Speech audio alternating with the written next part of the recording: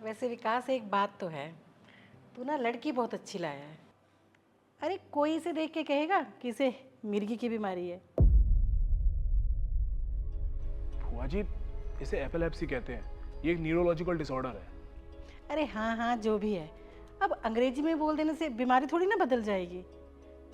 देख बेटा, बुरा मत मानना, लड़की के घर वालों ने ना तुझे धोखा तो दिया है। अगर शादी से पहले ही बता देते इसकी बीमारी का, तो आज ये दिन ना देखना पड़ता। बुआ जी, ऐसी कोई बात नहीं है। और वैसे भी रिया ने शादी से पहले मुझे इस प्रॉब्लम के बारे में बता दिया था। क्या सच में तुझे पता था? हाँ, फिर तो तेरी ही मती मारी गई थी जो तूने इस लड़की से शादी की।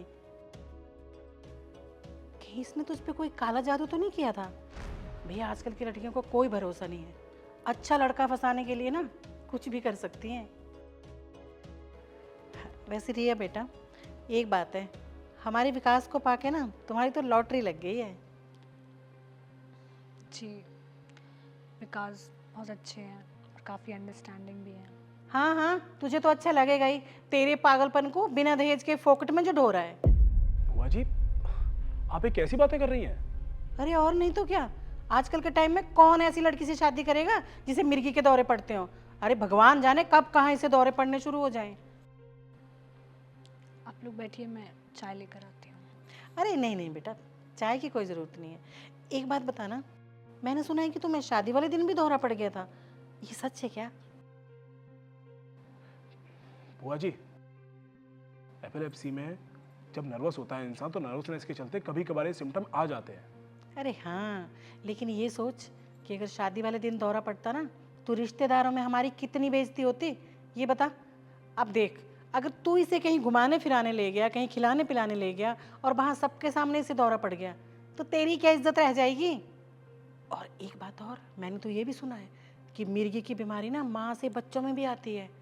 अब बेटा विकास, मुझे तेरी बड़ी चिंता हो रही है। तू पहले इसका इतना ध्यान रख रहा है, इतना परेशान हो रहा है, फिर इसकी बीमारी, बच्चे, क्या क्या करेगा बेटा तू अकेला। बुआ जी, ये बीमारी जेनेटिक नहीं है। ऐसा नहीं है कि अगर माँ को है तो बच्चों को भी हो जाएगी।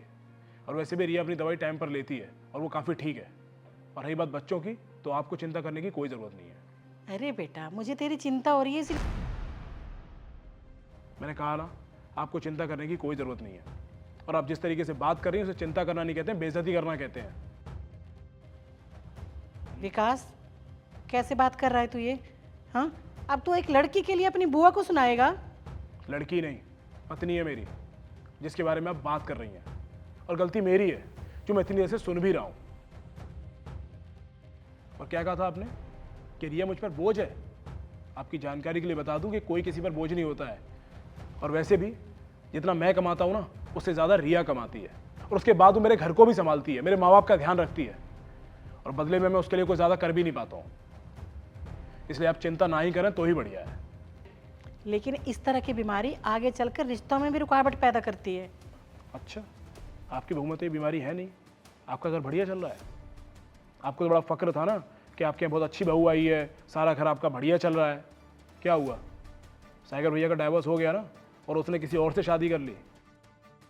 आपको तो दहेज में सोना, गाड़ियाँ, सब कुछ मिला था। क्या हुआ? उन सब ने आपके घर को बचा लिया, रिश्ता आपका अच्छा चल रहा है। बुआ जी, रिश्ते चलाने के लिए जो गुण होने चाहिए वो सारे गुण हैं रिया के अंदर। और रही बात बीमारियों की, तो बीमारियां किस में नहीं होती? आपको डायबिटीज़ है, फूफा जी को थायराइड है, मुझे बैक पेन है। अरे हम सब इंसान हैं और इंसानों के अंदर ये चीज़ें होती हैं। कोई परफेक्ट नहीं होता। इसका मतलब ये नहीं है कि हम साथ छोड़ दें किसी का। और आपने अभी कहा था ना कि रिया बहुत खुशकिस्मत है कि उसे मैं मिला हूं। मैं ये कहता हूं कि मैं बहुत लकी हूं जो मुझे रिया जैसी वाइफ मिली है।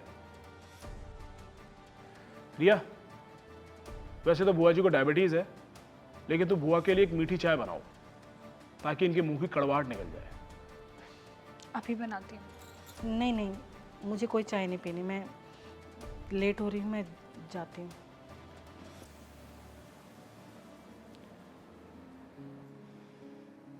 बुआ जी तो चली गई, कम से कम मुझे ही चाय पिला दो। अभी बनाती हूँ। Thank you so much. अरे थैंक यू किस लिए? मेरा साथ देने के लिए। अरे तुम मेरी पत्नी हो और मेरे आगे तुम्हारी कोई डिसरिस्पेक्ट करेगा मैं सुन लूंगा। कभी नहीं। मैंने ना पक्का पिछले जन्म में कुछ अच्छे कर्म किए होंगे, तभी तुम्हारे जैसा हस्बैंड मिला है। चाय लेकर आती।